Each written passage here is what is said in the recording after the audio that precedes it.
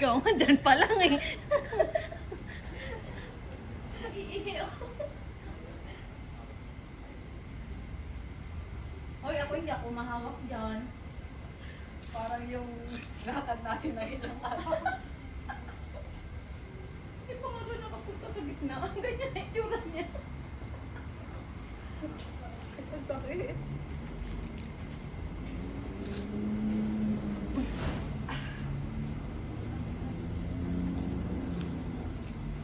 Dyan na yung pinakamasakit. Ang ginawa ko dyan, hindi pa ako. Inainan ako. Tinawin lakad dyan iba na. Ang kati kasi sa paa na ito after. Kasi yung blood flow.